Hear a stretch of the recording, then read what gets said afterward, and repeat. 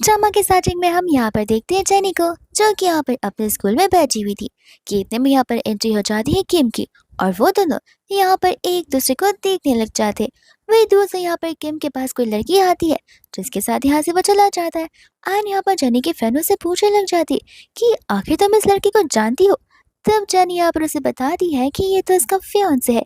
हमें यहाँ पर फ्लैशबैक का सीन दिखाया जाता है, जहाँ पर वो और किम सेम बेडरूम में होते हैं, जहाँ पर जेनी मन में ये सोच रही थी कि उसने कभी भी ये चीज़ एक्सपेक्ट नहीं की थी कि उसी की सिस्टर का फियांसे अब उसका फियांसे बन जाएगा। वही दूसरे यहाँ पर वो टेनिस खेल रही होती है, जहाँ पर उसका करंट बॉयफ्रेंड उसी के साथ वहीं पर बैठा हुआ था, उसके सभी फ्रेंड्स के साथ में। और उसके सभी फ्रेंड्स और उसका करंट बॉयफ्रेंड मिलकर यहाँ पर जेनी की बुराइयां कर रहे होते हैं। उसे एक ऐसी लड़की बुला रहे होते हैं जो कि इजी टू गेट होती है, यानी कि बैर मिनिमम कर दो और वो खुद तुम्हारे पीछे पड़ जाएगी। उसे लग रहा था कि जेनी का ध्यान उस पर होगा नहीं, लेकिन जैसे जेनी का टेनिस खेलकर हो जाता है, वो रैकेट लेकर उससे मारने आने वाली थी, लेकिन वो उसे मारती नहीं है। एंड यहाँ पर ऑन द स्पॉट उसे ब्रेकअप कर कर वहाँ से जाने लग जाती है। उसके करंट बॉयफ्रेंड को लगता है कि शायद से वो बस मजाक कर रही है, उसे डराने की कोशिश कर रही है, लेकिन ऐसा बिल्कुल नहीं होता। उल्टा यहाँ पर जेनी उसकी बेइज्जती कर कर उसके फ्रेंड्स के सामने ही वहाँ से चली जाती है, जहाँ पर उसके फ्रेंड्स उसे कह रहे होते हैं कि तुमने तो कहा था कि तुम्हारी सारी बातें मानती है, लेकिन यहाँ पर तो दिख कुछ और ही रहा है। जेनी जब जा रही होती कि इतने में यहाँ पर पीछे से कोई आ जाता है, तो उसे लगता है कि वो उसका एक्स बॉयफ्रेंड ही होगा, लेकिन यहाँ पर तो किम आया हुआ होता है, जहाँ पर वो और जेनी आपस में बात कर रहे थे। जेनी उसे कहने लग जाती कि अचानक से तुम मुझसे मिलने के लिए क्यों आ गए। जहाँ तक मुझे याद है तुम्हारी तो साइड चिक है, तो फिर तुम्हें उसके साथ टाइम स्पेंड करना चाहिए।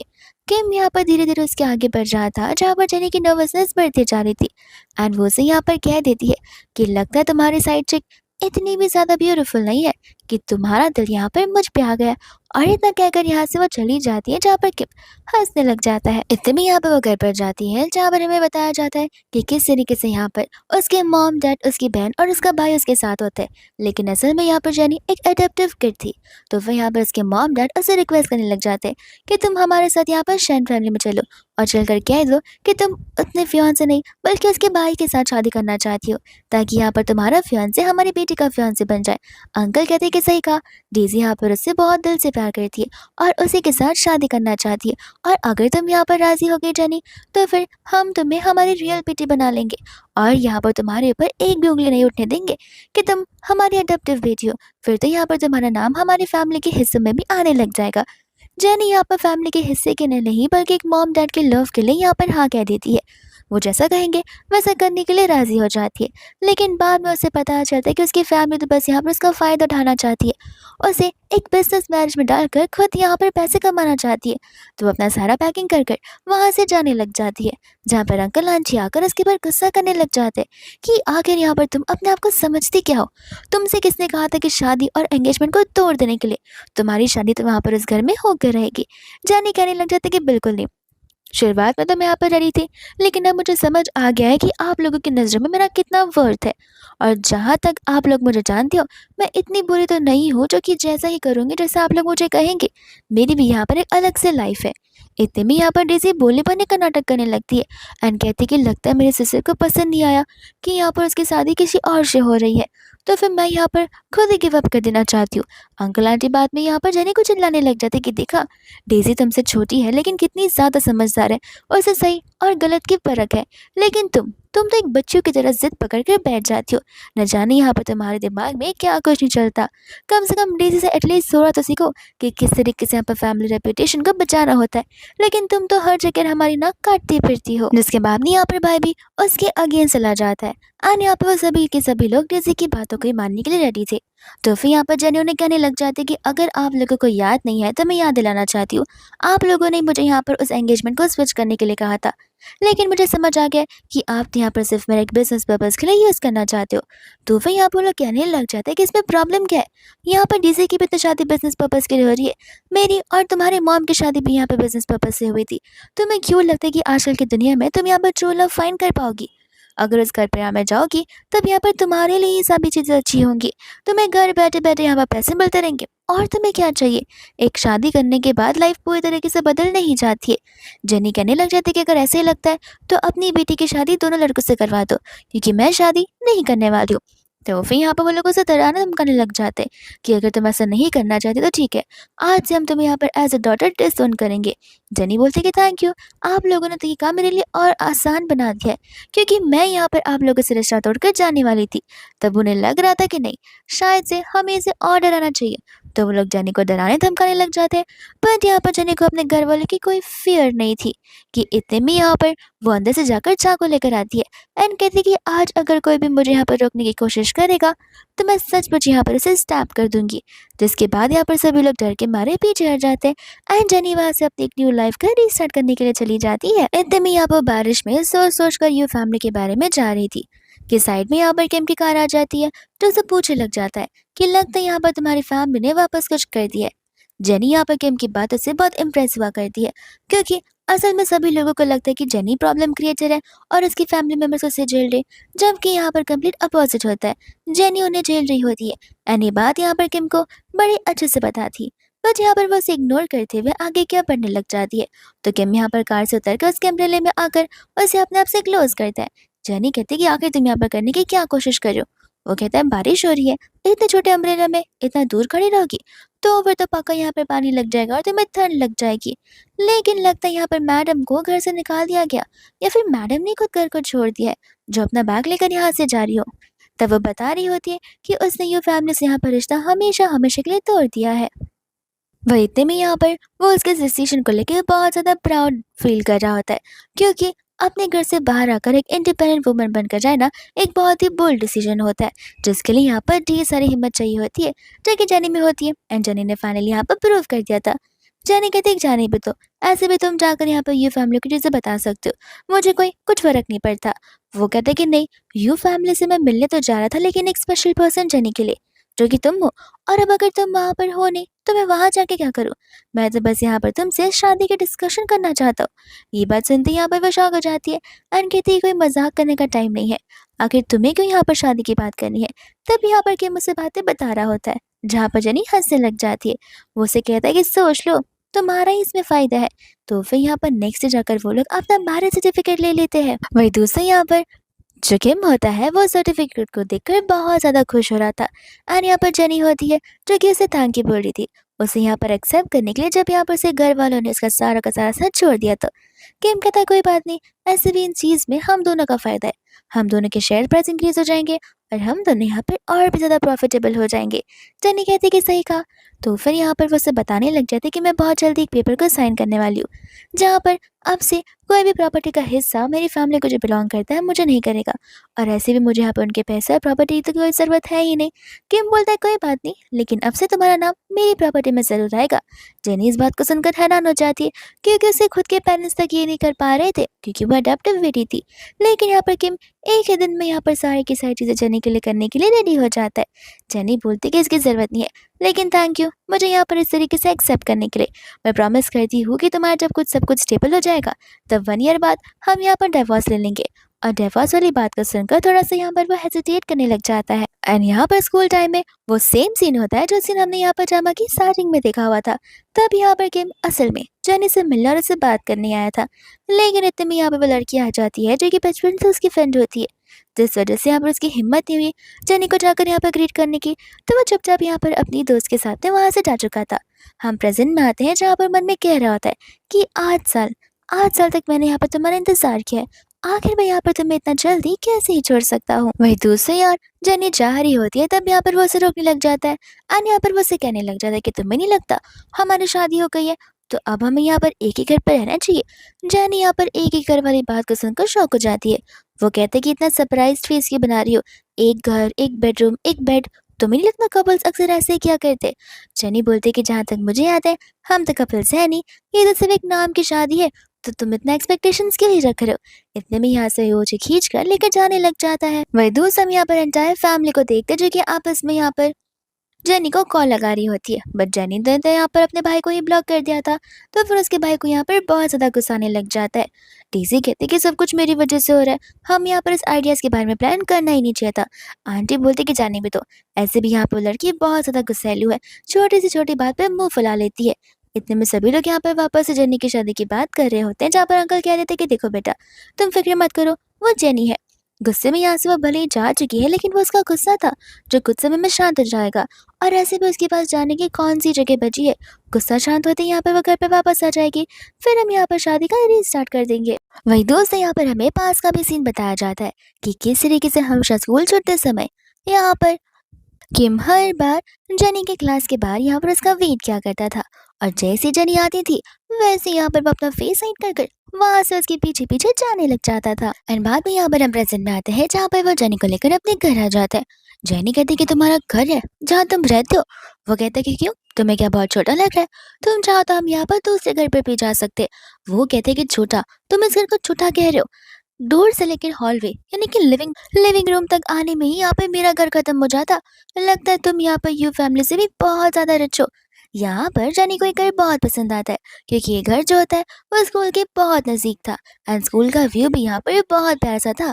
सभी के सभी लोग यहाँ पर जेनी को बड़े प्यार से ग्रीट करते। वही जेनी को वॉशरूम जाना होता है तो वो किसी स्टाफ की मदद लेती है, ये कहते हुए कि अगर मैं अकेले गई तो मैं सचमुच यहाँ पर घूम जाऊंगी। और उसके जाने के बाद यहाँ पर वो स्टाफ उन्हें बता रहा होता है कि आप ये कहने के अकॉर्डिंग हमने सारी चीजें यहाँ पर कपल सेट्स की मंगाई हुई है। और सारे उन्हें यहाँ पर वो फोटोज भी दिखा देता है। इतने में कि मुझसे कहने लग जाता है कि तुम्हें याद है ना, मेरे रूम के फर्नीचर और फिक्सर्स जो है वो खराब हो गए हैं। स्टाफ कहते हैं कि नहीं तो वो तो बराबर है। तो फिर यहाँ पर वो उसे इशारे करता है, तो वो यहाँ पर अपने मशीन से निकाल लेता है।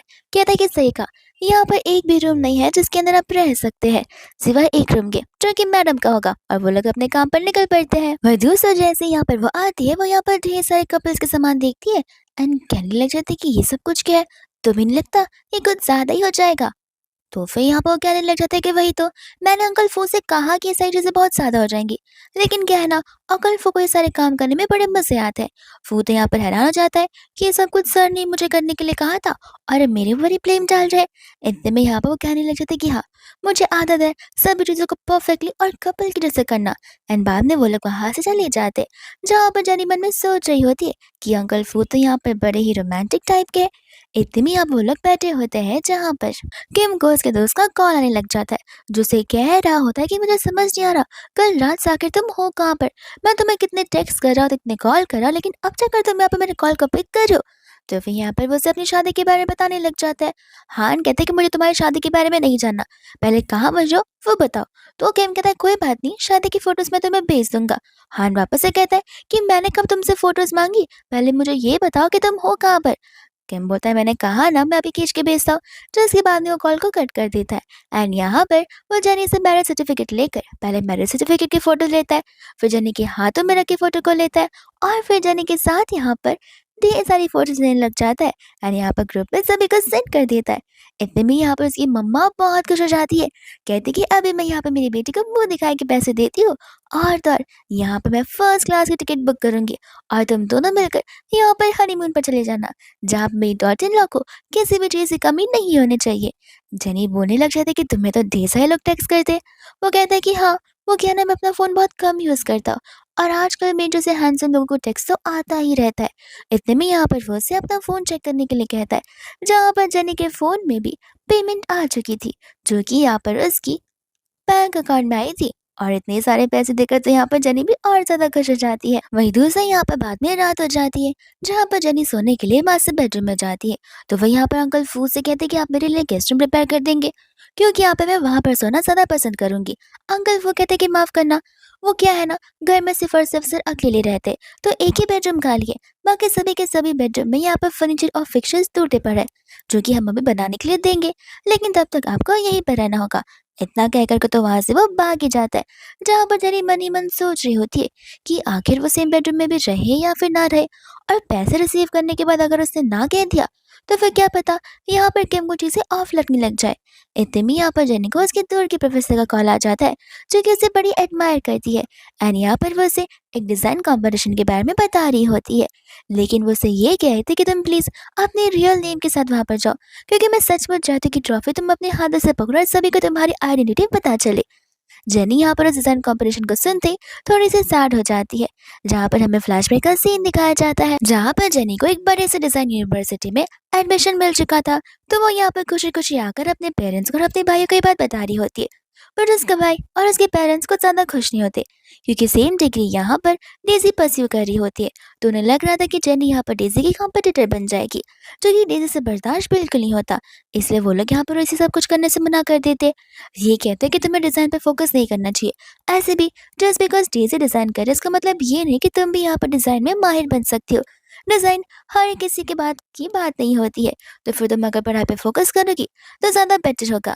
जिसके बाद में यहाँ पर डेज़ी एक कॉम्पिटिशन में पार्टिसिपेट भी करती है और ये डिज़ाइन आइडिया यहाँ पर जेनी का ही होता है, जो आइडिया यहाँ पर उसने खुद बनाया था। जिसके बाद डेज़ी इस कॉम्पिटिशन को जीत भी चुकी थी और उसके पेरेंट्स और उसके भाई यहाँ पर सारा का सारा क्रेडिट सिर्फ और सिर्फ डेज़ी को दे रहे थे।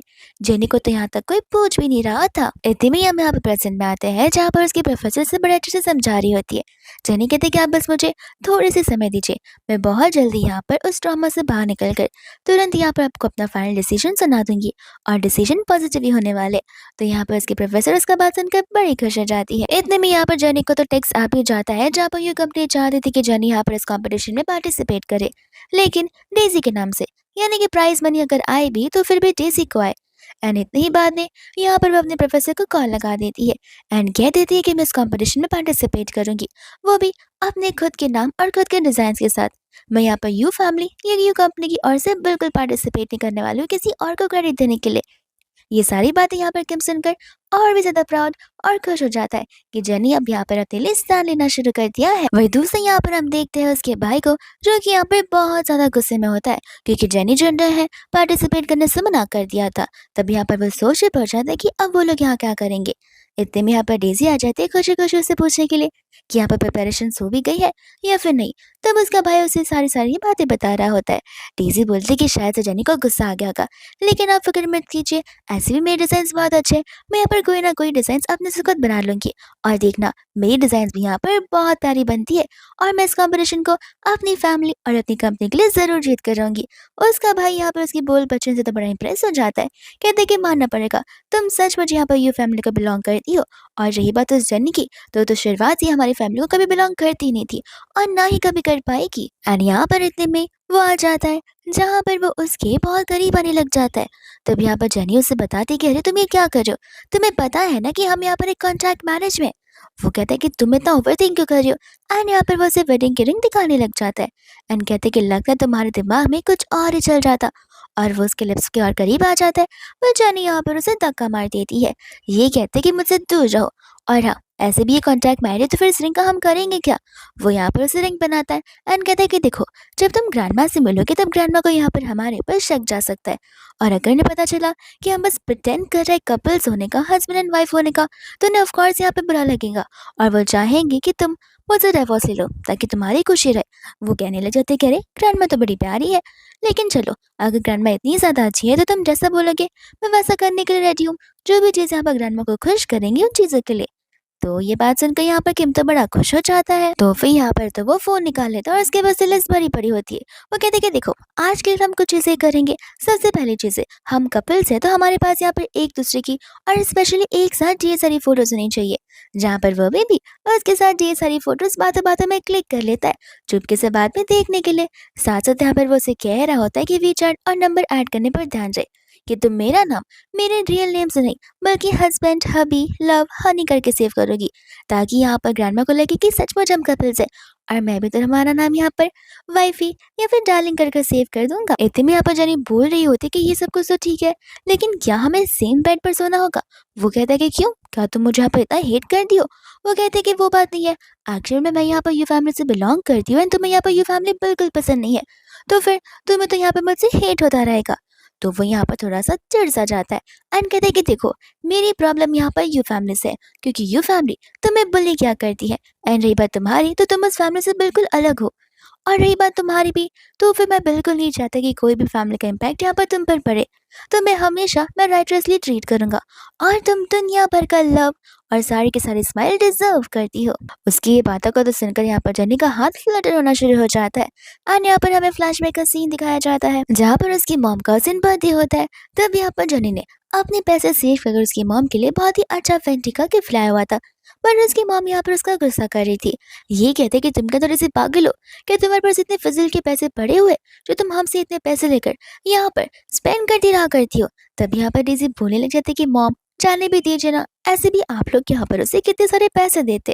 तब आंटी को लग रहा होता है कि शायद से जेनी ने उनसे एक्स्ट्रा पैसे लेकर इस गिफ्ट को खरीदा होगा, क्योंकि वो सिर्फ यहाँ पर खर्च करना जानती है, ना कि पैसे सेव करना जानती है। जेनी उन्हें एक्सप्लेन करने वाली थी, लेकिन आंटी का तो मुंह रुकता ही नहीं है डेज़ी की तारीफ करते हुए। और डेज़ी को भी यहाँ पर बड़ा मजा आ रहा था आग में मिर्ची लगाने के लिए। इतने में हम यहाँ पर प्रेजेंट में आते हैं, जहाँ पर जेनी मन ही मन वही सोच रही होती है, वो फैमिली जिसके साथ वो इतने टाइम से रही है, लेकिन उस फैमिली में से किसी ने भी यहाँ पर उसे रिस्पेक्ट भी नहीं दी, और ना ही उस पर समझा, और ना ही उस पर कभी ट्रस्ट किया। लेकिन रही बात किम की, तो वो यहाँ पर उसके लिए कितना थॉटफुल है। वही दूसरी यहाँ पर जेनी होती है, जो कि किम से पूछने लग जाती है कि तुम्हें नहीं लगता कि तुम्हारी साइड चिक, आई मीन तुम्हारी जो लवर है, उसे अगर हमारे बारे में कुछ पता चला तो उसे बहुत बुरा लगेगा। एंड मैंने स्कूल में सुना है कि तुम उसे स्कूल टाइम से पसंद करते हो। तब यहाँ पर किम को वो पल याद आ रहा था जहाँ पर वो जेनी को 8 साल से चेज कर रहा था, लेकिन अभी तक वो उसे प्रॉपरली परस्यू नहीं कर पाया है। उसे उसे कॉन्ट्रैक्ट मैरिज के अंदर बांध रखा है, लेकिन जेनी अभी भी यहाँ पर उसके लिए फिलहाल कुछ फील नहीं करती। तो वो कह देता कि बात तो सही है, लेकिन मैं पूरी कोशिश कर रहा हूँ यहाँ पर उसे परस्यू करने की। और यहाँ पर वो उसे शार लेने के लिए भेज देता है, और हमें यहाँ पर स्कूल टाइम का वो सीन बताया जाता है जब यहाँ पर वो लोग प्ले ग्राउंड में थे। जेनी तो यहाँ पर बड़ी खुशी खुशी उसकी ओर बढ़ ही जा रही थी, लेकिन वो उसकी ओर नहीं बल्कि उसकी फ्रेंड की ओर बढ़कर यहाँ पर उसे हक करने लग जाती है। एंड यहाँ पर किम का पोपट हो जाता है। वही दूसरा यहाँ पर हम देखते हैं उसके एक्स बॉयफ्रेंड को, जहाँ पर उसका फ्रेंड उसे कह रहा होता है कि देखो इतने दिन हो गए, उसने यहाँ पर तुमसे कांटेक्ट किया भी नहीं, तो मैं तो बोलता हूँ कि आने दो, सामने से सॉरी बोल दो, वो वापस आ जाएगी। और सॉरी बोलने में कितनी मेहनत लगती है। तो फिर यहाँ पर वो उसे सॉरी लिख तो देता है, लेकिन ये टेक्स्ट पहुंचता नहीं है, और वहीं पर ब्लॉक हो जाता है। तब जाकर यहाँ पर उसे समझ आता है कि जेनी ने तो यहाँ पर उसे ब्लॉक कर दिया। तो फिर उसे गुस्सा आने लग जाता है कि ये लड़की मुझसे इतना ज्यादा क्या गुस्सा हो गई है जो इसने मुझे ब्लॉक ही कर दिया। दूसरी ओर जेनी होती है, जो कि यहाँ पर किम के बारे में सोच रही थी। इतने में यहाँ पर उसे रिंग के अंदर की इनिशियल्स नोटिस का नजर आते हैं। तो फिर यहाँ पर वह सोचने पड़ जाते हैं कि आखिर इन इनिशियल्स का मीनिंग क्या होगा। तो वो गूगल करने लग जाती है, पर यहाँ पर इंटरनेट पर उसे कुछ मिलता तो है नहीं। तो वो अपनी ओवर थिंकिंग शुरू कर देती है। किम इतने में शार लेकर आता है, अपनी मुश्किल बारी का देखने लग जाता है, और सोच रहा होता है कि कैसे वो यहाँ पर जेनी के सामने जाए, जहाँ पर जेनी भी उसे सिर्फ और सिर्फ देखती ही रह जाए। एंड यहाँ पर वो जेनी के सामने एकदम हीरो वाले वे में वॉक करते हुए अपनी बॉडी को फ्लेक्स करते हुए आने लग जाता है, और जेनी भी यहाँ पर उसे देखती रह जाती है कि यहाँ पर सोने का टाइम आ जाता है। तो वो कहते कि फिक्र मत करो, मैं यहाँ पर तुम्हारा कोई गलत फायदा नहीं उठाऊंगा। जेनी कहते कि नहीं नहीं, तुम्हारा तो कोई बात नहीं, लेकिन मेरा को बात है, अगर मैंने कुछ कर दिया तो। वो कहता है कि इसमें क्या हुआ, तुम टेंशन मत लो, ऐसे भी हम यहाँ पर लीगली कपल्स हैं, तो तुम जो चाहो वो कर सकती हो, मैं ऐसी कोई भी चीज़ों को माइंड नहीं करूंगा। एंड इतने में लाइट को टर्न ऑफ कर कर सोने के लिए चला जाता है, जहाँ पर जेनी पहले से ही सोने लगती है। किम कहते कि आराम से सोना, तुम्हारा ही बेड है, और ज्यादा ओवर थिंकिंग मत करना मुझे लेकर। वही दूसरा यहाँ पर नेक्स्ट डे हो जाता है, जहाँ पर जेनी चली जाती है अपने प्रोफेसर के पास में अपने एप्लीकेशन को सबमिट करने के लिए, एंड कहती है कि मुझे ये फैमिली कितना भी परस्यू क्यों ना करे, कितना भी ब्लैकमेल क्यों ना करे, लेकिन मैं यहाँ पर इस कंपटीशन को अपने आप के लिए खेलूंगी और जरूर जीत कर बताऊंगी। प्रोफेसर यहाँ पर उसकी इस बहादुरी से और भी ज्यादा खुश हो जाती है, एंड कहती कि फाइनली तुम इस फैमिली से बाहर आ गई। लेकिन फिर यहाँ पर वो थोड़ी सी टेंशन में आ जाती है, ना से पूछती है कि अगर तुम चाहती हो तो मैं तुम्हारे लिए रहने के लिए कोई पीजी में जगह देख सकती हूँ। पर जेनी यहाँ पर मना कर देती है। तो उसकी प्रोफेसर पूछती कि आखिर तुम रहती कहाँ हो, अगर तुमने वो घर छोड़ दिया है तो। एंड वो उसे बताने लग जाते कि उसने एक पार्ट टाइम जॉब लिया है, तो पार्ट टाइम जॉब वाले पर्सन ने यहाँ पर उसे रहने के लिए जगह दे दी है। तब उसकी प्रोफेसर ओके उसे कह देती है। जेनी मन ही मन कह रही होती कि ऐसे भी किम की तो लवर है, जैसे उसकी लवर उसे लव करने लग जाएगी तब तो मुझे यहाँ से जाना ही पड़ेगा। और ऐसे भी ये शादी 1 साल का कॉन्ट्रैक्ट मैरिज है, 1 साल बाद सब कुछ खत्म हो जाएगा, और शादी में तो मुझे पैसे ही मिल रहे हैं, तो मेरा पार्ट टाइम जॉब ही हुआ ना वो, मैंने इसमें गलती क्या कहा है। इतने में यहाँ पर उसे किम का कॉल आने लग जाता है, जो कि उसे पिकअप करने वाला था, बट जेनी मना कर देती है। वो कहता है कि देखो ग्रैंडमा अब्रॉड से वापस आ गई है, तो वो चाहती है कि वो सबसे पहले आकर अपनी ग्रैंड डॉटर इन लॉ से मिले, तो तुम ना कहना चाहती हो तो मैं उन्हें एक्सप्लेनेशन दे दूंगा। जेनी कहते कोई बात नहीं, तुम आ जाओ, मैं थोड़ी देर में निकल जाऊंगी। वही दूसरी यहाँ पर जैसी जेनी जाती है, वहां पर उसका एक्स ही आ जाता है और कहता है कि देखा मुझे पता था कि तुम यहीं पर रहोगी, इसलिए मैं यहाँ पर तुम्हें पिक करने के लिए आ गया हूँ। जेनी कहते कि अगर तुम माफी मांगने के लिए आए हो तो फिर वापस चले जाओ, क्योंकि मेरी शादी ऑलरेडी हो चुकी है। एंड यहाँ पर रोजी अपनी वेडिंग रिंग दिखाने लग जाती है। वही दूसरा यहाँ पर मुझसे बोल रहा होता है कि देखो तुम जेनी हो और मैं तुम्हें यहाँ पर बहुत अच्छे से जानता हूँ, तुम यहाँ पर मुझे शाय फील करवाने के लिए, बहुत रूड फील करवाने के लिए, बहुत गुस्सा दिलवाने के लिए कुछ भी कर सकती हो, और ये उनमें से एक बस बहाना है। चलो अब मेरे साथ चलो। जेनी कहती कि बेवकूफ़ी करो मत। मैं यहाँ पर तुमसे थोड़ी बड़ी हूँ, तुमसे मैच्योर भी हूँ। और हाँ, गलती मेरी थी कि मैंने यहाँ पर तुम जैसे इंसान को डेट किया जिसने कभी मेरी वैल्यू की ही नहीं। जा जाकर अपनी साइड चिक के साथ रहो। इतनी सारी लड़कियों के साथ में तुमने नाइट स्पेंड किया है मेरे साथ रहते हुए, तो अब क्यों मेरे पास आ रहे हो? और इन चीज़ों के लिए तो मैं ना सकता, मैं कभी कुछ कहा भी नहीं। जी कहने लग जाता कि ठीक है, अगर तुम चाहती हो कि मैं किसी और के साथ नहीं जाऊँ तो मैं नहीं जाऊँगा। मैं अब सिर्फ़ और सिर्फ़ तुम्हारे साथ नाइट स्पेंड करूँगा। और वो उसे ज़बरदस्ती वहाँ से लेकर जा रहा होता है। जेनी उसे मना भी करती है लेकिन वो उसे कार के अगेंस्ट स्पिन कर देता है बड़े टाइटली। एंड इतने में यहाँ पर किम की एंट्री हो जाती है, जहाँ पर आते ही किम उसे बड़े ज़ोर से पंच मारता है। एंड यहाँ पर जेनी को बहुत ज़्यादा ही इमोशनली देख रहा होता है। दूसरी ओर जी कहने लग जाती है कि वो मेरी गर्लफ्रेंड है, मेरे और मेरी गर्लफ्रेंड के बीच ना आओ तो ज़्यादा बेहतर होगा। तो फिर यहाँ पर किम उसे एक और पंच मारता है। कहता है कि जाओ, जाकर अपने डैड से कह देना कि मिस्टर किम ने मुझे सबक सिखाया है, मुझे पनिश किया है क्योंकि आपने मुझे मैनर्स तो नहीं सिखाया है। एंड बाद में यहाँ से वो डर के मारे चला जाता है, जहाँ पर किम जेनी को उठा लेता है। जेनी उसे नीचे रखने के लिए कहती है। वो कहता है कि क्यों, जी देख लेगा तो उसे बुरा लगेगा। जेनी उसे समझाती है कि देखो, मेरा और जी का पुराना रिलेशन था, अब मुझे उस इंसान को ना अपने प्रेजेंट में लाना और ना अपने फ्यूचर में लाना है, तो हमें जी की बात नहीं करनी चाहिए। लेकिन हम स्कूल के बाहर हैं, यहाँ पर हमें कोई भी देख सकता है। तब यहाँ पर वो उसे नीचे उतार देता है। वही दूसरा यहाँ पर वो उसे कहने लग जाता है कि अच्छा, इसका मतलब ये है कि तुम यहाँ पर उस लड़की के लिए जरा सा भी फील नहीं करती हो। जेनी बोलते कि बिल्कुल नहीं, 0.1% भी नहीं। वो मेरे पास का हिस्सा है और मेरे पास का हिस्सा ही बनकर रहे तो ज्यादा बेहतर होगा। इतने में यहाँ पर वो कहने लग जाता है कोई बात नहीं, ऐसे भी तुम इतनी ब्यूटीफुल हो, तो फिर तुम्हारे स्टैंडर्ड्स तो और भी ज्यादा हाई होने चाहिए। एंड ऐसा कहते हुए वो अपनी ओर इशारे कर रहा था। जेनी इशारे को कुछ अलग ही समझती है। वो कहती कि कहीं तुम मेरे लिए कोई लड़का ढूंढ तो नहीं रहे हो कि 1 साल कॉन्ट्रैक्ट खत्म होने के बाद तुम उस लड़के से मुझे इंट्रोड्यूस करवाओगे। तो ऐसा बिल्कुल नहीं होने वाला। मुझे लड़कों में बिल्कुल इंटरेस्ट नहीं है।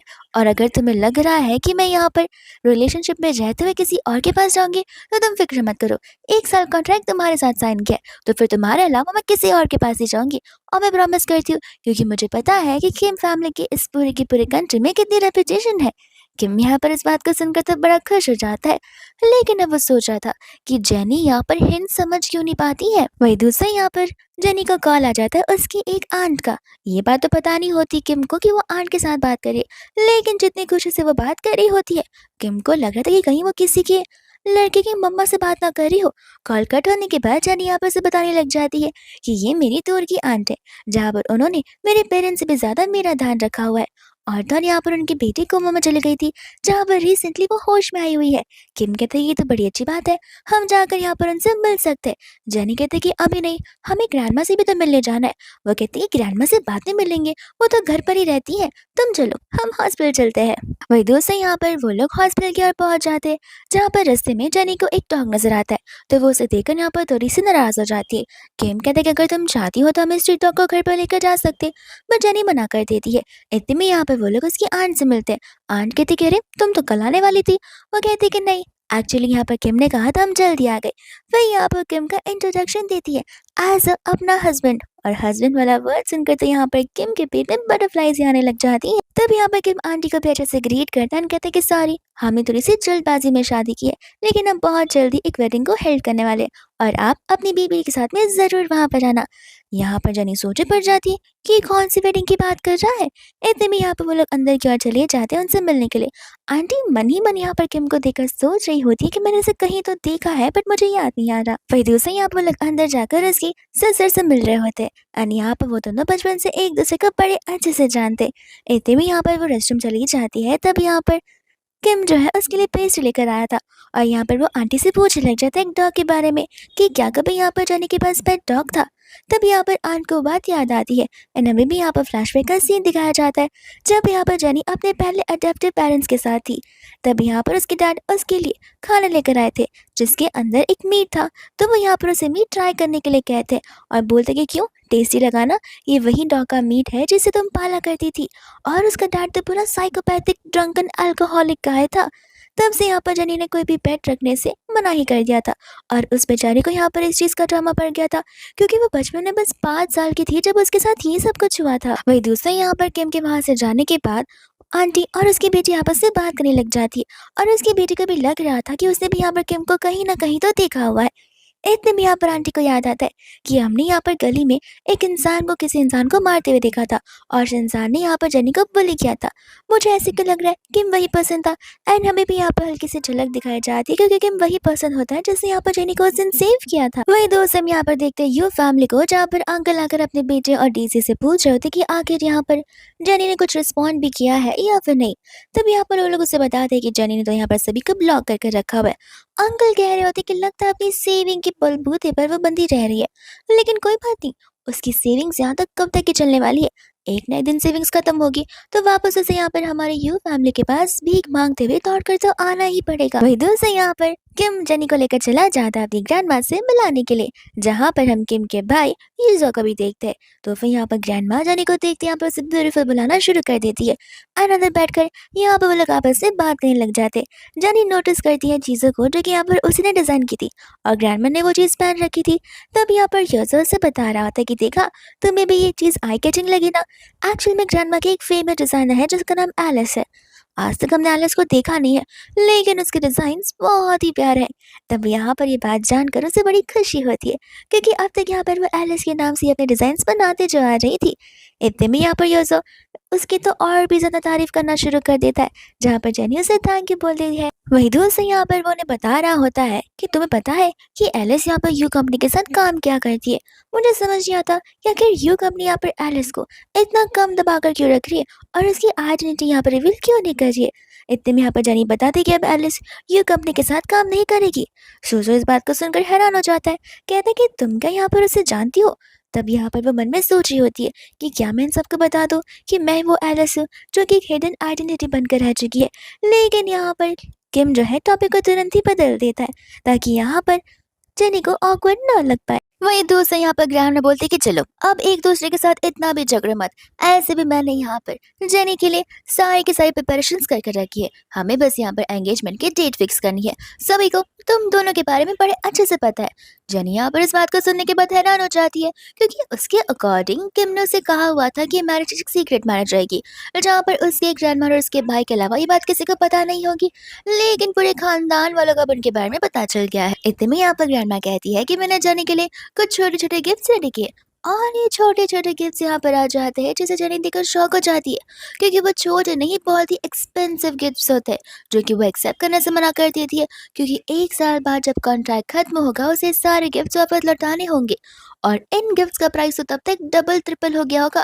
तो वो तिगनी दाम में कैसी कोई चीज लौटा सकती है, इसलिए वो मना कर रही थी।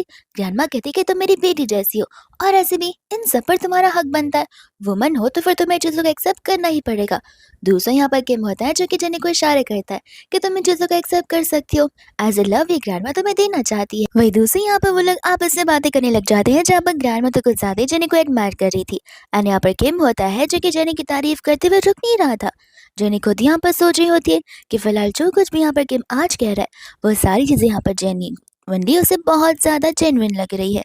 उसे लग रहा है कि यहाँ पर ये एक्टिंग बड़े ही प्योरली और एकदम ट्रांसपेरेंटली कर रहा है, लेकिन जेनी को पता नहीं होता कि वो सचमुच यहाँ पर जेनी के लिए सही चीजें फील करता है, इसलिए वो ये सब कुछ बोल रहा है। वही दूसरे यहाँ पर सभी लोग साथ में बैठकर डिनर करना शुरू कर देते कि बाहर हम यहाँ पर यू फैमिली को देखते हैं जो कि यहाँ पर मैरिज के बारे में डिस्कस करने के लाए थे, वो भी यहाँ पर किम की फैमिली में। इतने में यहाँ पर अंकल फू वहाँ पर आते हैं, जहाँ पर वो जाकर सभी को इन्फॉर्म करते हैं कि ये फैमिली यहाँ पर उनकी डॉटर के साथ में आई है इस मैरिज को डिस्कस करने के लिए।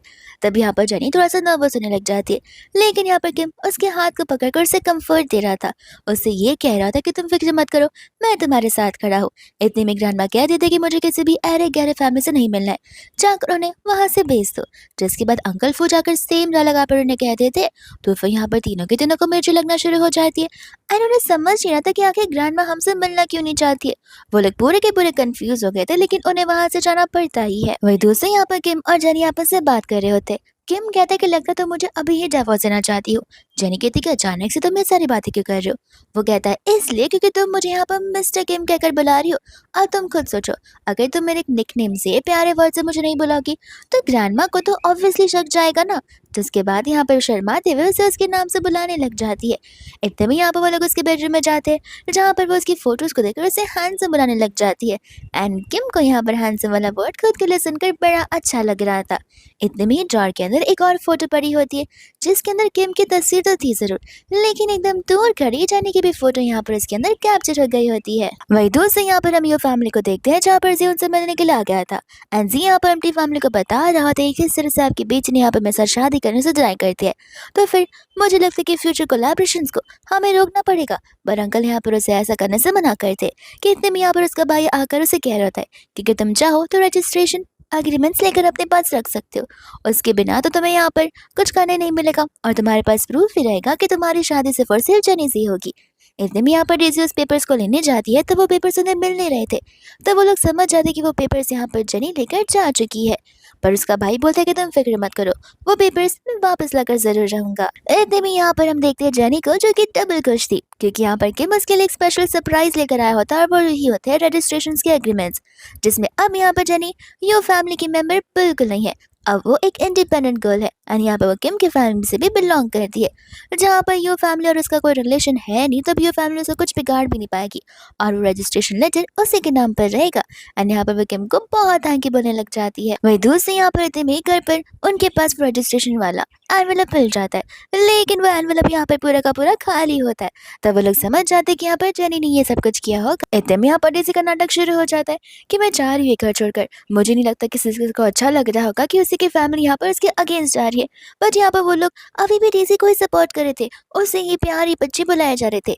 जी कहते हैं कि सारे नाटक बंद करो, मैं यहाँ पर कोई ड्रामा देखने के लिए नहीं आया हूँ, मुझे मेरी शादी यहाँ पर जेनी से होनी चाहिए, ये जस्ट फाइनल है और अगर नहीं हो सकती तो अभी बता दो, मैं अपने आगे की कोलैबोरेशंस अभी कंपनी के साथ खत्म करना चाहता हूँ।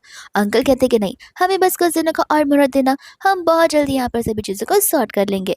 एंड यहाँ पर वो लोग आपस में प्लानिंग करने लग जाते हैं जहाँ पर डेज़ी को तो बड़ा अच्छा लग रहा था कि देखा इन्होंने तो मुझे यहाँ पर अडॉप्ट किया है, लेकिन तुम तो उनकी बायोलॉजिकल बेटी हो, पर फिर भी यहाँ पर कोई भी तुम पर ट्रस्ट नहीं करता और ना ही तुम्हारी बातों को मानता है या फिर सुनता है। वही दोस्त यहाँ पर आज उसके लिए और एक स्पेशल दिन होता है क्योंकि आज यहाँ पर उसके शोरूम का ओपनिंग था। सभी के सभी लोग यहाँ पर बहुत एक्साइटेड थे जेनी के शोरूम में जाकर यहाँ पर उसकी डिजाइनर कलेक्शंस को देखकर ढेर सारी शॉपिंग करना। एंड यहाँ पर उसका इनॉग्रेशन हो जाता है जिसके बाद में सभी लोग शॉपिंग तो करने लग जाते हैं। एंड यहाँ पर किम का भाई भी मौजूद होता है, जैसे कॉल आता है तो वो कॉल पिक करने के चला जाता है। बट इतने में यहाँ पर दुविधा आ जाती है, यानी कि डेज़ी और उसके भाई यहाँ पर वो लोग आकर जेनी के सारे डिजाइन को कॉपी डिजाइन बोलना शुरू कर देते हैं। जेनी यहाँ पर कह रही होती है कि आखिर कौन से बेसिस पे तुम इन डिजाइन को कॉपी कह रहे हो। तब यहाँ पर वो बताने लग जाते कि सारे डिजाइन तो डेज़ी के हैं, तुमने अपनी ही बहन के डिजाइन को चुरा कर यहाँ पर एक शोरूम ओपन कर ली है और इसे अपना नाम दे दिया है, ऐसे तो तुम डिजाइनर कभी बन ही नहीं पाओगी। जेनी यहाँ पर क्लियरली कह देती कि तुम्हारे बोलने से ये सच साबित नहीं हो जाएगा कि डिजाइन कॉपीड है, और ऐसे भी ये मेरे खुद के ओरिजिनल डिजाइन है। अगर कोई फिजिकल प्रूफ है तो उसे बताओ, वरना यहाँ से दफा हो जाओ। और यहाँ पर वो लोग तमाशा खड़ा करने लग जाते हैं जहाँ पर सभी के सभी लोग इकट्ठा हो जाते। बट इतने में यहाँ पर किम आ जाता है जो कि सभी को वार्निंग दे रहा था कि बिन मतलब अगर किसी ने अपना मुंह खोला विदाउट एनी फिजिकल एविडेंस तो उन सब के अगेंस्ट मैं यहाँ पर केस करूंगा, फिर मैं देखूंगी कौन यहाँ पर नॉर्मल लाइफ जी पाता है। वहीं इतने में यहाँ पर सबको पता चलता है कि एलिस ने यहाँ पर जेनी की कंपनी में जो है इन्वेस्टमेंट किया हुआ है, पर उन्हें अभी तक ये पता नहीं चलता कि एलिस कोई और नहीं बल्कि जेनी खुद है। तब यहाँ पर तो वो भाई बहन दोनों शौक रह जाते हैं कि अब वो लोग यहाँ पर उन्हें क्या ही कह सकते हैं। तो कार में बैठ के लोग डिस्कशन करने लग जाते हैं कि अब आखिर एलिस को वो लोग कंपनी में एक साथ कैसे वर्क करवा सकते हैं, क्योंकि एलिस ने उन्हें यहाँ पर ऑलरेडी छोड़ दिया। फिर डेज़ी का विक्टिम कार्ड प्ले करना शुरू हो जाता है जहाँ पे वो दुनिया भर के सारे इल्जाम खुद पर लगाने लग जाती है कि सब कुछ मेरी वजह से हो रहा है। ऑफ कोर्स ये सब कुछ डेज़ी की वजह से हो रहा है, लेकिन ये अंधी फैमिली को यहाँ पर कुछ नजर नहीं आने वाला है। वही दोस्त यहाँ पर नेक्स्ट मॉर्निंग हो जाती है जहाँ पर लोग ब्रेकफास्ट करने के लिए बैठे होते हैं। जेनी कहने लग जाती है कि आखिर तुम मुझे यहाँ पर इतना अच्छे से ट्रीट क्यों करते हो। वो कहता है कि क्यों, तुम एक वुमेन हो एंड तुम्हें हमेशा अच्छे से और अडोरेबली ट्रीट करना चाहिए, जो कि मैं हमेशा करूंगा। इतने में यहाँ पर उसके हाथों से ग्लास फिसल कर नीचे गिर जाता है और तुरंत ही यहाँ पर उसे बचपन का ट्रॉमा याद आने लग जाता है जब उसके हाथों से यहाँ पर सेम चीज हुई थी और उसके डैड ने यहाँ पर उसे बहुत मारा था सिर्फ एक ग्लास नीचे गिरने की वजह से। वही दूसरे यहाँ पर किम जेनी के हाथों को बचाने के लिए खुद का हाथ यहाँ पर बीच में डाल देता है और पानी गर्म होता है जो पानी उसी के हाथ पर गिर जाता है और जेनी को यहाँ पर किम के लिए और भी ज्यादा बुरा लगने लगता है। बट किम को यहाँ पर कुछ फर्क नहीं पड़ता क्योंकि वो जेनी को प्रोटेक्ट करने के लिए खुद की जान तक यहाँ पर दाव पे लगा सकता है। इतने में यहाँ पर वो उसे सॉरी बोलते हुए मेडिसिन लगाने लग जाती है। तब यहाँ पर किम उसे कह रहा होता है कि तुम्हें नहीं लगता कि हमें यहाँ पर डॉक्टर के पास जाना चाहिए। तब जेनी कंफ्यूज हो जाती है। वो कहते हैं कि देखो, मैं तुम्हें कोई मेंटल पेशेंट नहीं बुला रहा हूँ, लेकिन अपने बचपन के हर किसी के कुछ ना कुछ ट्रॉमास होते हैं जिन्हें बाहर निकाल पाना बहुत मुश्किल होता है। तो फिर डॉक्टर्स तुम्हारे फ्रेंड्स, अगर तुम उनसे बात करोगी, थेरेपी लोगी, तो हो सकता है कि शायद से वो सारी चीजें धीरे धीरे फेड हो जाए और आगे जाकर यहाँ पर तुम्हें कोई भी पास्ट ट्रॉमास के साथ में डील नहीं करना पड़ेगा। जेनी यहाँ पर अपने बचपन की बातें उसे बता रही होती है, जहाँ पर किम को उसके लिए बहुत बुरा लग रहा होता है कि जेनी ने अब तक क्या कुछ नहीं सफर किया है, लेकिन फिर भी यहाँ पर वैसे स्ट्रॉन्ग वुमेन अभी तक यहाँ पर खड़ी है। वहीं दूसरे यहाँ पर वो डिजाइन कंपटीशन शुरू हो जाता है, जहाँ पर फाइनलिस्ट में जेनी और तो डेजी आई होती है और अब यहाँ पर लाइव उन दोनों की टक्कर होने वाली थी। जेनी यहाँ पर सभी को अपना इंट्रोडक्शन दे रही होती है, अपना इंटरव्यू दे रही होती है, लेकिन यहाँ पर उसे अपने पेरेंट्स का जिक्र जरा सा भी नहीं किया था। इतने में डेजी, उसके पेरेंट्स और उसका भाई वहां पर आ जाते हैं, जहाँ पर वो लोग जेनी को इस चीज के लिए चिल्लाने लग जाते हैं। जेनी कहती कि अरे, आपकी बायोलॉजिकल बेटी तो आपके बाजू में ही है, तो फिर आप मुझे यहाँ पर ऐसे क्यों बेटी बेटी कर कर बुला रहे हैं? ऐसे भी लीगली तो आप यहाँ पर मेरे पेरेंट्स हो ही नहीं। इतने में यहाँ पर डेजी उन सभी को बताने लग जाती कि किस तरीके से उसने यहाँ पर यू कंपनी के लिए कितने डिजाइन बनाए हुए हैं। बट यहाँ पर जेनी उसका पर्दा फाश कर देती है और कह रही होती कि डेजी वो दिन भूल गई जब यहाँ पर ऑफिस में बैठकर मैं डिजाइन बनाया करती थी, लेकिन तुम आकर मुझे से मेरा डिजाइन चेंज कर भैया को दे देकर ये कहा करती थी कि तुम्हारे डिजाइन से, और फिर यहाँ पर मेरे बनाए हुए डिजाइन वापस से बनते थे और उसका प्रोडक्ट आता था, वो लॉन्च होता था और कंपनी प्रॉफिट कमाती थी और क्रेडिट मिलता था तुम्हें। लेकिन आज तक मैंने कुछ नहीं बोला, लेकिन अब मैं सब कुछ बोलूंगी। तब तो यहाँ पर उसका मुंह बंद ही हो जाता है, जिसके बाद यहाँ पर वो लोग कंपटीशन की शुरुआत कर देते हैं। डेजी का डिजाइन यहाँ पर उन सभी को बहुत पसंद आता है, लेकिन जैसे यहाँ पर जेनी अपने कमरे को रिवील करती है, वैसे सभी के सभी लोग शॉक हो जाते हैं। इनफैक्ट उसका खुद का भाई भी, वो कहने लग जाता है कि जेनी को इतना अच्छा डिजाइनिंग पता होगा, हमें तो ये बात कभी पता भी नहीं थी। इतने में यहाँ पर वो सभी को अपना पूरा नाम बताती है, जहाँ पर जेनी ने अपने सरनेम को चेंज कर लिया था और सरनेम को चेंज देखता यहाँ पर उसके फैमिली मेंबर्स के तो होश उड़ जाते हैं। एंड तब जाकर यहाँ पर धीरे धीरे फील होने लगता है कि उन्हीं की बेटी यहाँ पर उनसे दूर जा रही है। वह दूसरा विनर अनाउंस हो जाता है, जो कि कोई और नहीं बल्कि हमारी जेनी होती है। एंड यहाँ पर विनर का अवार्ड देने के लिए इस पूरे के पूरे ऑडिशन के मेन इन्वेस्टर वहां पर आता है, जो कि कोई और नहीं बल्कि हमारा किम ही होता है। एंड किम के हाथों यहाँ पर वो उस अवार्ड को रिसीव करती है, जो कि उसके लिए और भी ज्यादा प्राउड मोमेंट बन जाता है। वही दूसरा यहाँ पर वो उसे पूछ रहे थे कि तुम तो अब्रॉड गए थे, तुम यहाँ पर क्या कर रहे हो? तब वो उसे बताता है कि तुम्हारा इतना इंपॉर्टेंट दिन था, तो मैं बिजनेस को तो एक दिन के लिए छोड़ जरूर सकता हूँ। एंड यहाँ पर वो दोनों हक करने लग जाते हैं, जहाँ पर डेजी का तो पोपट हो जाता है, क्योंकि डेजी को लग रहा था कि आज कंपटीशन जीतने के बाद यहाँ पर वो किम को दिखा देगी कि किम के लिए सिर्फ वही एक डिजर्विंग गर्ल है, लेकिन ऐसा बिल्कुल नहीं होता। एंड यहाँ पर इनफैक्ट डेजी की जो जेलेसी है वो और भी ज्यादा बढ़ जाती है। वही दूसरे हम यहाँ पर देखते हैं जी को, जो कि यहाँ पर उसके शोरूम में पहुंच जाता है उससे बात करने के लिए। एंड यहाँ पर वो कह रहा था कि देखो, भले तुम मुझे यहाँ पर कितना भी ना कह लो, लेकिन मैं तुम यहाँ पर परस्यू करना बिल्कुल नहीं छोड़ूंगा। जेनी मन ही मन में सोच रही होती कि काश अगर ये बात यहाँ पर आकर किम मुझे कहता। फिर वो सोचती कि अरे, मैं अचानक से किम के बारे में यहाँ पर क्यों सोच रही हूँ। इतने में यहाँ पर वो जी से कहते कि देखो, तुम्हें 100 जब मेरा पीछा करना करते रहो, लेकिन इस रिंग को देख रहे हो, ये मेरी वेडिंग रिंग है, मेरी शादी ऑलरेडी हो चुकी है, तो भूल जाओ कि मैं यहाँ पर तुम्हें कभी भी हाँ बोलूंगी। तो उसके बाद में यहाँ पर जी को समझ आता है कि फिलहाल बात करके कुछ मतलब नहीं है, उसे कोई ना कोई राय उपाय तो निकालना होगा ही, इसलिए वो वहां से चला जाता है। वहीं दूसरा यहाँ पर ये सारी बातें उसका भाई सुन लेता है और जाकर यहाँ पर अपनी फैमिली को बताने लग जाता है। उसके डैड तो यहाँ पर हैरानी हो जाते हैं कि आखिर इस लड़के के साथ शादी करने के लिए रेडी हो कौन गया। वो बताता है कि उस इंसान के बारे में तो हमें फिलहाल पता नहीं है, लेकिन बहुत जल्दी मैं उसके हस्बैंड के बारे में भी पता कर लूंगा। जरूर यहाँ पर उसने किसी रिच ओल्ड मैन को ही पकड़ा होगा डैड, मैं ये बात यहाँ पर आपको दावे से कह सकता हूँ। बट यहाँ पर अंकल जो होता है उसकी कंटिन्यूसली बुराई कर रहे थे, बट फर्स्ट टाइम यहाँ पर उसके भाई को थोड़ा समझ आता है कि नहीं, वो हमारी सगी बहन है, आपकी बायोलॉजिकल खुद की रियल डॉटर है। तो मुझे नहीं लगता कि हमें यहाँ पर जेनी को लेकर इतना कुछ बोलना चाहिए। अंकल कहते कि भूलो मत, उसने हमारी फैमिली के साथ क्या कुछ नहीं किया और यहाँ पर डेजी को कितना ज्यादा तकलीफ पहुंचाई। दूसरा यहाँ पर होती है जेनी, जो कि सोच रही थी कि क्या सचमुच यहाँ पर वो किम को पसंद करने लग गई है। तो फिर यहाँ पर वो ऑनलाइन डेटिंग एप्स पर यहाँ पर हिंट्स डालने लग जाती है, जहाँ पर कुछ लोग कमेंट्स में लिखते हैं कि लगता है तुम यहाँ पर उस लड़के से अट्रैक्टेड हो और उसे पसंद करती हो। एंड यहाँ पर वो लोगों से कुछ सवाल पूछते हैं जिस सवाल का जवाब सब हाँ ही होता है। तब यहाँ पर जेनी को कंफर्म हो जाता है कि वो सचमुच यहाँ पर उसे बहुत पसंद करती है। वहीं दूसरे यहाँ पर वैन जो होता है वो खाना बनाने लग जाता है और खाना बनाते टाइम उसे चोट भी लगती है। तब वो बैंडेज लगाता है। तब मुझे रियलाइज होता है कि ऐसी ठीक यहाँ पर जेनी मेरे लिए टिफिन प्रिपेयर किया करती थी। तब वो बैंडेज लगाती थी, लेकिन तभी मुझे लगता था कि वो जानबूझकर दिखावे के लिए विक्टिम बनने की कोशिश कर रही है, लेकिन उस बेचारे को सच में चोट लगा करती थी जैसे मुझे लग रही है।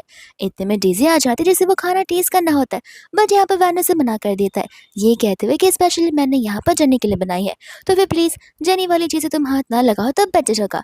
और यहाँ पर डेज़ी समझ जाती है कि इसके हाथों से जिसका भाई निकला जा रहा है, तो उसे कुछ ना कुछ तो जरूर करना होगा। वही दोस्त यहाँ पर जेनी घर पे बैठकर अभी भी वही टेक्सिंग वाले ग्रुप से बात कर रही होती है अपने लव ऑफ द लाइफ के बारे में।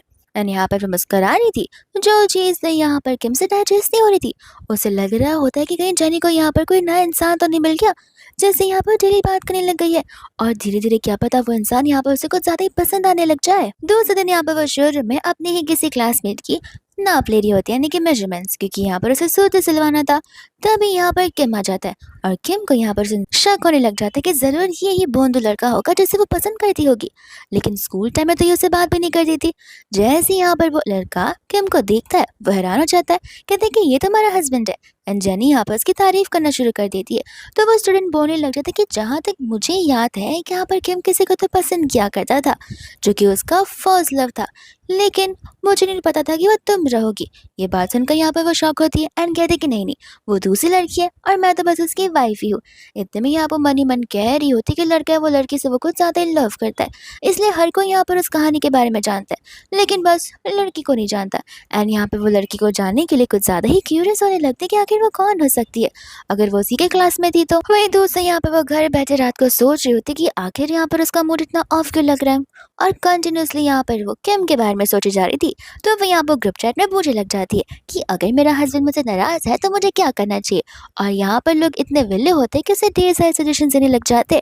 इतने में यहाँ पर किम आकर उसे खुद सजेशन मांग रहा होता है कि तुम्हें क्या लगता है मैं यहाँ पर चश्मे में अच्छा दिखता हूँ। जेनी यहाँ पर उसे स्पेक्स में इमेजिन करने लग जाती है एंड यहाँ पर उसे एक सेक्सी मस्कुलर किम नजर आ रहा होता है। इतने में यहाँ पर किम धीरे धीरे उसके पास आ रहा था, बट यहाँ पर वो उसे हल्की हल्की हिंट दिया जा रहा था और जेनी को ये हल्की हल्की हिंट्स भी कुछ समझ नहीं आ रही थी। उसे लग रहा था कि उसके डाइवोर्स वाले दिन बहुत ही ज्यादा करीब आने वाले। इतने में दोनों एक दूसरे को हाँ करने लग जाते, पर फिर भी यहाँ पर जेनी नहीं समझ पाती कि वो वही लड़की है। तो उसे यहाँ पर वो फैमिली पहुंच गई होती है उसके शोरूम में, जहाँ पर जेनी अभी भी किम के बारे में सोच कर आ रही थी। वो ये सोच रही थी कि वो कन्फेस करे या फिर ना करे। इतने में यहाँ पर वैन आकर से कहने लग जाता है कि देखो मैंने तुम्हारे लिए स्पेशल फिश सूप बनाया जो कि यहाँ पर तुम्हें बहुत पसंद आता है। और यहाँ पर एक एक कर वो लोग उससे बड़े प्यार से बात करने लग जाते हैं। जेनी कहते हैं कि आप सबका दिमाग ठिकाने पर तो है, या फिर आपको कुछ पैसों की जरूरत आ पड़ी है, या फिर आप किसी बुढ़े इंसान के साथ मेरी शादी करवाना चाहते, इसलिए मेरे पास आकर मुझसे इतनी प्यारी प्यारी बातें कर रहे। भूलिए मत अब मैं यहाँ पर आपकी फैमिली का हिस्सा नहीं हूँ, और अगर आपको लगता है कि एक फिश सूप से मैं वापस आ जाऊंगी तो ऐसा बिल्कुल नहीं होने वाला है। इतने में यहाँ पर डेज़ी वापस से विक्टिम कार्ड प्ले करना शुरू कर देते कि देखो मुझे पता तुम मुझसे जेलस फील करती हो, लेकिन सचमुच मैं तो अपनी बहुत प्यारी बहन मांगती हूँ। वैन यहाँ पर डेज़ी को कुछ बोलने से मना करता है, क्योंकि डेज़ी यहाँ पर सिचुएशन को और बिगाड़ रही थी सुधारने के बदले। इतने में वो यहाँ पर जेनी से प्रोमिस करना शुरू कर देता है, बट यहाँ पर जेनी वहाँ खड़े कोई भी यू फैमिली के मेंबर्स में से किसी पर भी ट्रस्ट नहीं करती है। वो उनसे सिंपली कहती है कि रिश्ता टूट गया, उसे जोड़ा नहीं जा सकता, तो आप लोग अगर यहाँ से चले जाए तो ज़्यादा बेहतर होगा। जिसके बाद में उन सभी को वहाँ से जाना पड़ता ही है, लेकिन फिर भी यहाँ पर वैन हार नहीं मानता। हर एक गलती के लिए यहाँ पर वो उसे सॉरी बोल रहा था, बट डेज़ी यहाँ पर गुस्से में आ रही थी। वही दूसरी यहाँ पर जेनी होती है जो कि उसे माफ करने के लिए रेडी बिल्कुल नहीं थी। इतने में यहाँ पर अंकल आंटी बात कर रहे होते हैं, जहाँ पर वो सोच रहे थे कि क्यों ना हम यहाँ पर जेनी को उसी इंसान के साथ शादी करने के लिए देते जिस इंसान के साथ यहाँ पर वो पहले शादी करने वाली थी, क्योंकि ये सब कुछ इसी चीज की वजह से तो हुआ है। जिस दिन हमने उसे यहाँ पर ग्रूम स्विच करने के लिए कहा उस दिन वो घर छोड़कर चली गई। ये सारी बातें यहाँ पर डेज़ी सुन लेती है और उससे यहाँ पर गुस्सा आ जाता है कि धीरे धीरे ये सभी के सभी पागल हो रहा है। धीरे धीरे ये लोग यहाँ पर जेनी के पीछे पड़ जाए और ऐसा चलता रहा तो सचमुच मैं यहाँ पर एक अडॉप्टिव डॉटर ही बनकर रह जाऊंगी। वही दूसरा यहाँ पर जेनी आज रात को तो किम का इंतजार कर रही थी। जैसे यहाँ पर किम आता है वैसे यहाँ पर किम के पर टूट पड़ती है। किम को तो बड़ी खुशी हो रही थी, बट जेनी को यहाँ पर नर्वसनेस हो रहा था कि किम उसे धक्का मारेगा या फिर उसे एक्सेप्ट करेगा। और वह सोच रही थी कि नहीं, किम यहाँ पर उस लड़की को लेकर इतना ज्यादा लॉयल है तो मेरा तो यहाँ पर पोपटी होना है, जिस वजह से यहाँ पर वो खुद ब खुद गुड नाइट बोलकर सोने चली जाती है। बट लाइट्स ऑफ करके यहाँ पर किम उसके ऊपर आ जाता है। कहता है कि हमें ने जो चीज़ शुरू की है उसे कंप्लीट करना तो बनता है। बट यहाँ पर जेनी खुद उसे अपने आप से दूर कर लेती है। किम को यहाँ पर समझ नहीं आता कि अब आखिर यहाँ पर वो जेनी को कैसे बताएगा। सिंपल सी बात है, कंप्लीटली सारी बात बता देगा, लेकिन इतना जल्दी नहीं।